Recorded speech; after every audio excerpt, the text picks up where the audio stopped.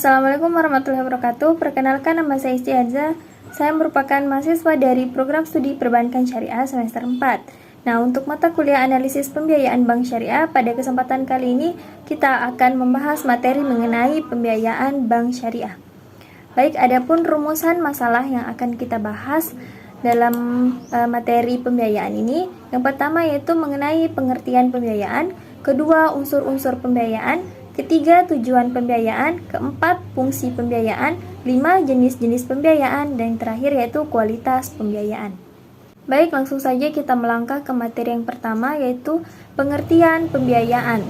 Nah, pembiayaan berdasarkan prinsip syariah adalah penyediaan uang atau tagihan yang dipersamakan dengan itu berdasarkan persetujuan atau kesepakatan antara bank dengan pihak lain yang mewajibkan pihak yang dibiayai untuk mengembalikan uang atau tagihan tersebut setelah jangka waktu tertentu dengan imbalan atau bagi hasil. Selanjutnya yaitu unsur-unsur pembiayaan.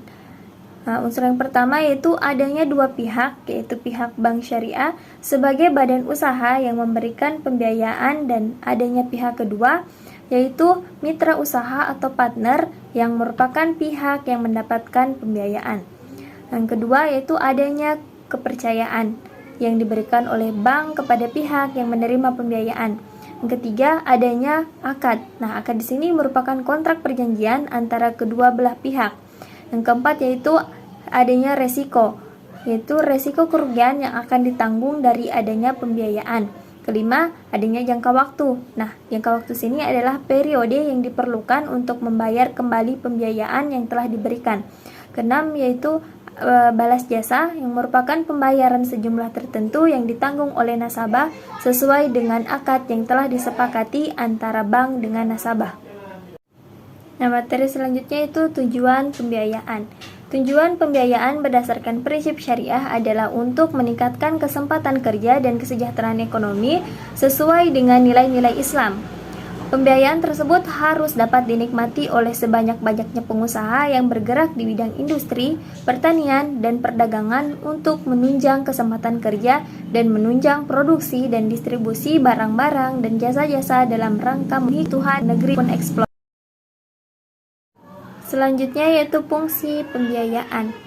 Nah, keberadaan prinsip bank syariah yang menjalankan pembiayaan berdasarkan prinsip syariah bukan hanya untuk mencari keuntungan dan meramaikan bisnis perbankan syariah di Indonesia saja, tetapi juga untuk menciptakan lingkungan bisnis yang aman. Di antaranya, yang pertama itu memberikan pembiayaan dengan prinsip syariah yang menetapkan sistem bagi hasil yang tidak memberatkan debitur. Kedua, membantu kaum duafa yang tidak tersentuh oleh bank konvensional karena tidak mampu memenuhi persyaratan yang telah ditetapkan oleh bank konvensional. Yang ketiga, membantu masyarakat ekonomi lemah yang selalu dipermainkan oleh rentenir dengan membantu melalui pendanaan untuk usaha yang dilakukan. Selanjutnya yaitu jenis-jenis pembiayaan. Nah, jenis yang pertama yaitu pembiayaan modal kerja syariah. Pembiayaan modal kerja mencakup 3 hal. Yang pertama yaitu modal kerja bruto, dan modal kerja neto. Nah, untuk definisi dari modal kerja, yaitu modal lancar yang dipergunakan untuk mendukung operasional perusahaan sehari-hari sehingga perusahaan dapat beroperasi secara normal dan lancar. Sedangkan modal kerja bruto merupakan keseluruhan dari jumlah aktiva lancar. Nah, untuk pengertian dari modal kerja neto, merupakan kelebihan aktiva lancar atas hutang lancar. Jenis pembiayaan yang kedua yaitu pembiayaan investasi syariah. Yang dimaksud dengan investasi adalah penanaman dana dengan maksud memperoleh imbalan atau manfaat atau keuntungan di kemudian hari. Nah, pembiayaan yang ketiga yaitu pembiayaan konsumtif syariah secara definitif. Nah, konsumtif adalah kebutuhan individual meliputi kebutuhan baik barang maupun jasa yang tidak dipergunakan untuk tujuan usaha.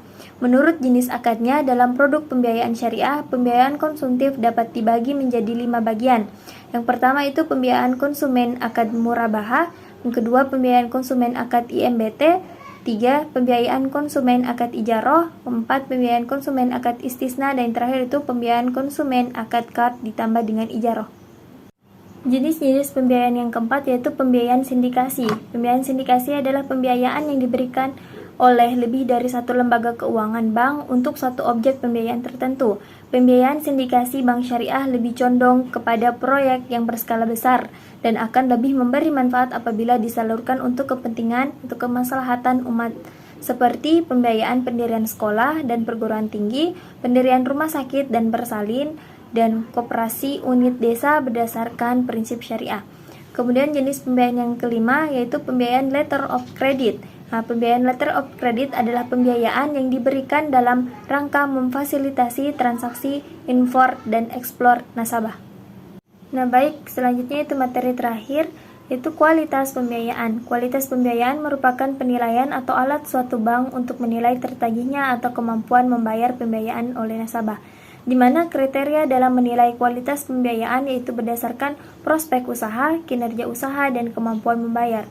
Nah, kualitas pembiayaan ditetapkan menjadi 5 golongan, yaitu ada lancar, dalam perhatian khusus, under special mention, kurang lancar, substandar, diragukan, doubtful, dan yang terakhir yaitu macet. Nah, baik teman-teman, materi yang kita bahas sudah selesai.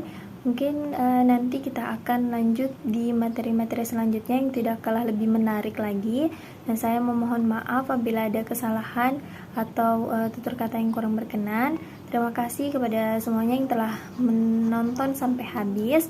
Sekian dari saya. Wabillahi taufiq wal hidayah. Wassalamualaikum warahmatullahi wabarakatuh.